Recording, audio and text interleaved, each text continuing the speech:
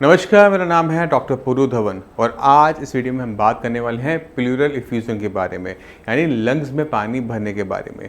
Lungs में पानी भरना एक कॉमन दिक्कत होती है जो कि हमें किडनी पेशेंट्स में देखने को मिलती है। अब ये क्यों होती है उसे समझना ज़रूरी है, और अगर जिन पेशेंट में हमें फेफड़ों में पानी देखने को मिल रहा है यानी प्लूरल इफ्यूजन देखने को मिल रहा है, वो कैसे अपने लंग्स को ठीक रख सकते हैं उसको जानना भी ज़रूरी हो जाता है। जब हमारी किडनी कम काम करना शुरू करती है तो क्रिएटिनिन और यूरिया हमारे शरीर में इकट्ठा होना शुरू होता है।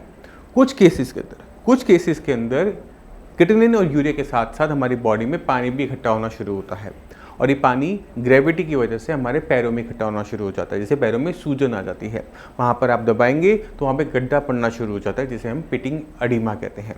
तो मेरे पास ये बॉटल है, इस बॉटल से समझने की कोशिश करते हैं। इसमें आप देखेंगे कि नीचे पानी है, जैसे पैरों में पानी होता है, मगर जैसे ही पेशेंट लेटता है तो ये पानी पेशेंट की लंग्स में पहुंचना शुरू करता है, क्योंकि इधर हमारे लंग्स हुए, इधर हमारी लेग्स हुई। जैसे ही हम लेटे तो लेग्स से तो सूजन कम हो जाएगी और वो फेफड़ों में भरना शुरू हो जाएगा। ऐसे पेशेंट को रात को सोते समय घुटन महसूस होती है, और घुटन की वजह से पेशेंट जब उठ के बैठता है तो वो ठीक होना शुरू हो जाता है।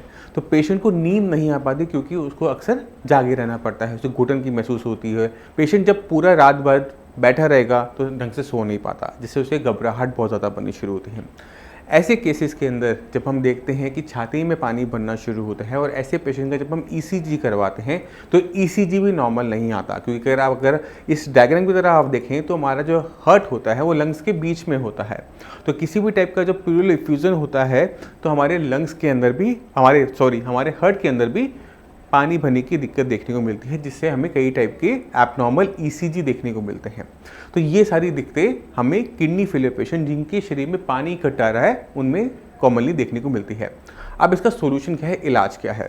अब इसके इलाज को समझने की कोशिश करते हैं, मगर इलाज को समझने से पहले थोड़ी सी और गहराई में जाते हैं, और अपनी जो KFT रिपोर्ट होती है जो हम करवाते हैं उसको आप निकालिए।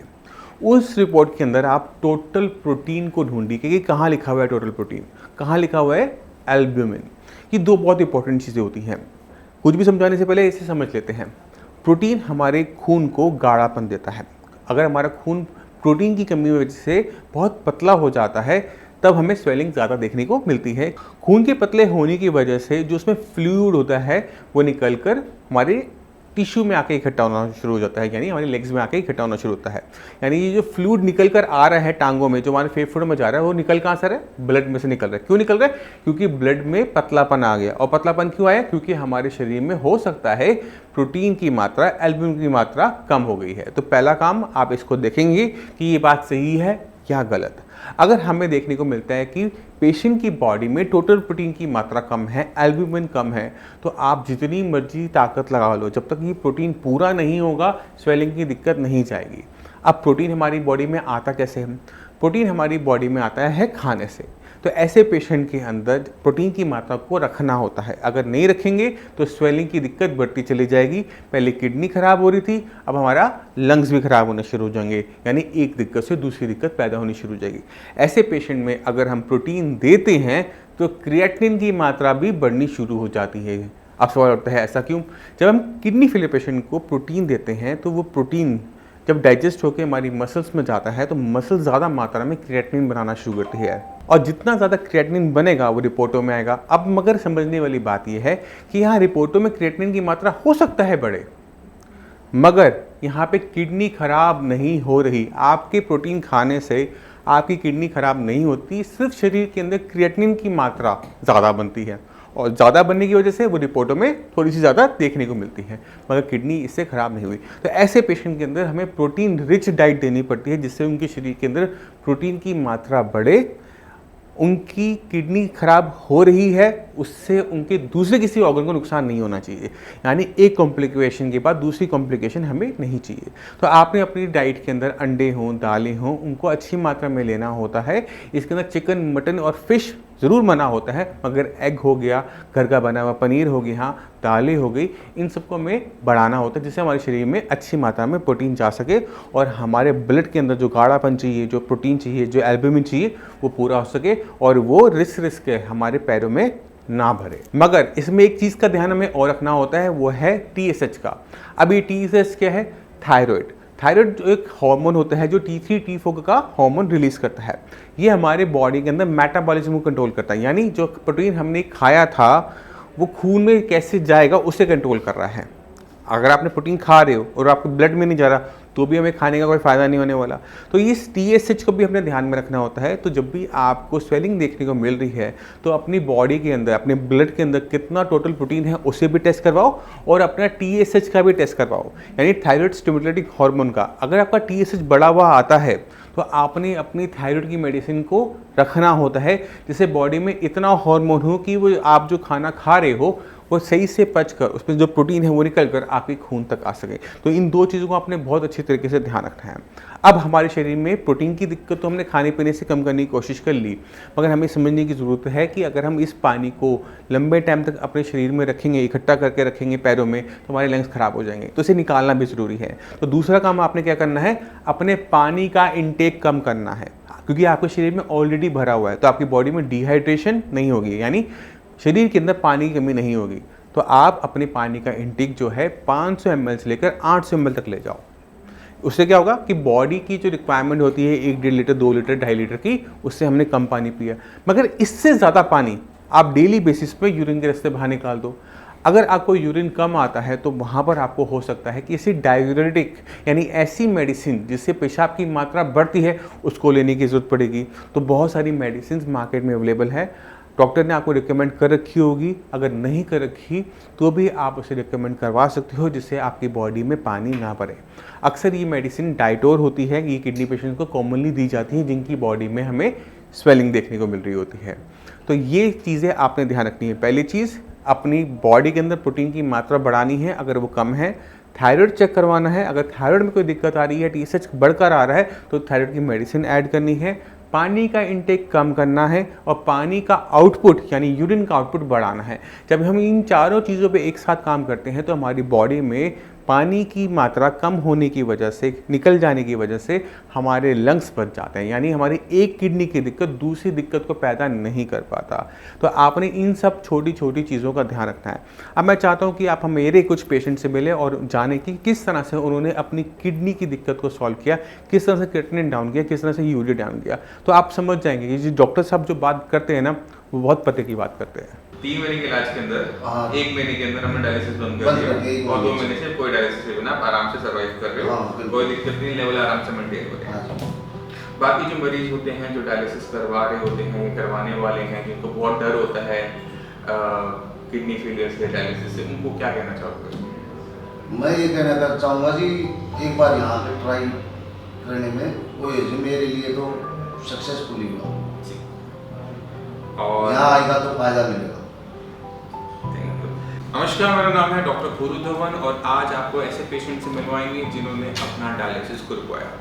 डायलिसिस रुकने से पहले इनका क्रिएटिनिन लेवल 12 के आसपास था और तकरीबन 1-2 महीने के इलाज के अंदर इनका जो डायलिसिस था वो पूरी तरह से रुका। तो मैं ज़्यादा बात नहीं करता, चलते हैं मनोज जी के पास और उनसे जानते हैं कि उनकी लाइफ में साइंस जी ने इन्हें क्या परिवर्तन किया। तो मनोज जी, आपको कब पता लगा था किडनी खराब हो रही है आपकी?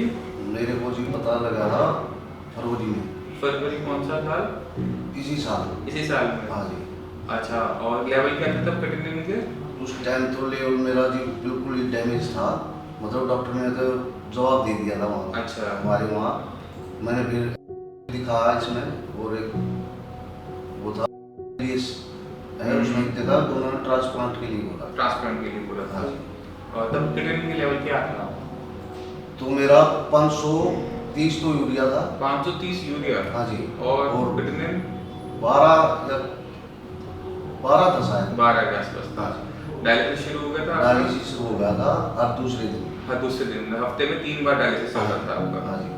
और फिर कब तक चला वो, फरवरी से लेकर? वो चला जी, ये देख लो यहाँ 3 महीने हो गए मुझे को यहाँ। हाँ, मैं 4 महीने चला वहाँ। 4 महीने आपका हफ्ते में 3 बार डायलिसिस चलता है। फिर आप यहाँ पर आए? हाँ, यहाँ पे आने के बाद फरवरी, मार्च, अप्रैल, मई, जून में? जून में आया था। मई के आखिर में, जून में? मई के लास्ट में 29 तारीख को मंगाई थी मैंने तो। हाँ, 29। मैंने 1 तारीख से स्टार्ट की थी दवाई लेना। जून में 1 जून से शुरू हाँ, किया। फिर मेरी डायलिसिस होने लगी, लेने के बाद 15 दिन में। 15 दिन में एक बार? हाँ। जो हफ्ते में पहले 3 बार होता था वो 15 दिन में 1 बार चला गया। एक बार। और अब कितनी बार अब तो बंद है पूरा? अब तो बंद हो गई। मैं आपको थोड़ा सा मनोज जी के बारे में बता देता हूँ। इनकी किडनी जो खराब हो रही थी वो ब्लड प्रेशर की वजह से हो रही थी। ब्लड प्रेशर हाई रहने की वजह से इनकी किडनी श्रिंक होने लगी। जैसे किडनी श्रिंक होती चली गई, इनकी किडनी लेवल बढ़ते चले गए और इनको डायलिसिस की जरूरत पड़ गई। अब शरीर में वजन बढ़ रहा है पहले से? हाँ, पहले से इम्प्रूवमेंट है शरीर में। जो डायलिसिस आपका हफ्ते में 3 बार चल रहा था, कमजोरी जो आती है, अब वो कमजोरी शरीर में है नहीं है? नहीं, अब कुछ नहीं है जी, बहुत अच्छा महसूस कर रहे हैं। काम पे जा रहे हो नहीं जा रहे? काम पे तो नहीं जा रहे हैं, लेकिन मैं तो बोल रहा हूँ, लेकिन घर वाले मना कर रहे हैं, बोला अभी वो अभी थोड़ा सा लॉकडाउन है, थोड़ा सा कर लो, ठीक है। अभी कहीं शरीर में सूजन? न, सूजन वगैरह कहीं नहीं है। खाना प्रॉपर हो रहा है? खाना फ्रेश अच्छी तरह से, ठीक है, फ्रेश प्रॉपर हो रहा है, खाने में भी दिक्कत होगी। शरीर में ताकत पूरी बनी हुई है? ताकत पूरी है मेरे हिसाब से, लेकिन अभी थोड़ा टाइम लगेगा। अब आपके लेवल किस लेवल पे मेंटेन हो रहे हैं? यूरिया तो जी आपने देख, मैंने रिपोर्ट तो मिली आपके पास है। हाँ जी, मैं बता देता हूँ। यूरिया तो आपका तकरीबन 100 के आसपास है। 100 के आसपास है। क्रिएटिनिन हमारा जो मैनेज हो रहा है वो तकरीबन 6-7 के आसपास मेंटेन हो रहा है। 7 के आसपास मेंटेन हो रहा है, ठीक है। डायलिसिस पूरी तरह से बंद हो गया। और कब से बंद हो गया तकरीबन बता दो? ये डायलिसिस बंद होया तो ये मान 2 महीने के आसपास हो गए। 2 महीने हो गए कोई डायलिसिस हमारा नहीं हुआ। अब सवाल यहाँ यह उठता है कि साइंस इंजीनियर ने इनकी किडनी का ऐसा क्या किया कि ये डायलिसिस रुक गया। जब हम ऐसी किसी किडनी को देखते हैं जिसके अंदर श्रिंकेज होती है, जिसके अंदर इस्केमिक नेफ्रोपैथी हो रही होती है, तो किडनी के अंदर नुकसान के 2 हिस्से होते हैं। एक हिस्सा वो होता है जो कंप्लीट पूरी तरह से मर गया है, एक हिस्सा वो होता है जो ब्लड प्रेशर की वजह से बीमार है, काम पे नहीं है। तो जो हिस्सा मर गया है उसको कोई डॉक्टर जिंदा नहीं कर सकता, कोई मेडिसिन जिंदा नहीं कर सकती, मगर जो हिस्सा बीमार पड़ा है, काम पर नहीं है, उसे काम पर लाया जा सकता है अगर हम सही तरीके से चलते हैं। वही किया गया मनोज जी के साथ। जब उनको मेडिसिन देनी स्टार्ट की, जो हिस्सा पहले बीमार था, काम नहीं कर रहा था, फिल्ट्रेशन नहीं कर रहा था, क्रिएटिनिन को नहीं बाहर कर रहा था, उसने काम करना शुरू किया और देखते देखते महीने भर के अंदर हमारा जो डायलिसिस है वो बंद होना शुरू हो गया। तो यही हमें हर किडनी फेलियर पेशेंट के अंदर करना पड़ता है, क्योंकि किडनी जब आपकी डैमेज है तो आप लेके चलो कि इसके 2 टाइप का डैमेज उसके अंदर है। एक हिस्सा वो होगा जो पूरी तरह से मर चुका होगा और एक हिस्सा वो होगा जो काम नहीं कर रहा, बीमार है, जिंदा है। तो जो जिंदा है, बीमार है, काम नहीं कर रहा, उसे काम पे लेना आसान होता है। जैसे जैसे वो काम पर आएगा, किडनी लेवल आपका डाउन होना शुरू हो जाएगा, किडनी की फंक्शनिंग बढ़ जाएगी और आपको दिक्कत नहीं होगी। इसके साथ साथ हमें किडनी फेलियर पेशेंट में कुछ चीज़ों का और ध्यान रखना पड़ता है, किडनी आगे खराब ना हो, क्योंकि क्रिएटिनिन लेवल आपने अपने से अगर देखे होंगे तो धीरे धीरे आप देखते हैं कि बढ़ते चले जाते हैं। तो सबसे पहला काम यही होता है कि जो क्रिएटिनिन लेवल आपका धीरे धीरे बढ़ रहा है, इसको बढ़ना रोकना। उसके लिए सही तरीके से हर चीज़ की पहचान करना है, किडनी का नुकसान क्या चीज़ पहुँचा रही है, क्यों पहुँचा रही है, उस पर काम करना है। तो 3 चीज़ें, बीपी, शुगर और सीरम ग्लाइकोसाइड के लेवल कोई भी किडनी फेलियर का पेशेंट मेंटेन कर लेता है तो किडनी में नुकसान होना बंद हो जाता है। उम्मीद करता हूँ इस वीडियो से आप समझ गए होंगे कि किस तरह से किडनी को दोबारा से फंक्शनल बनाया जा सकता है, किस तरह से डायलिसिस को रोका जा सकता है। अब मैं चलने की आपसे आगे मांगता हूँ, मिलते हैं अगली वीडियो में, तब तक के लिए धन्यवाद।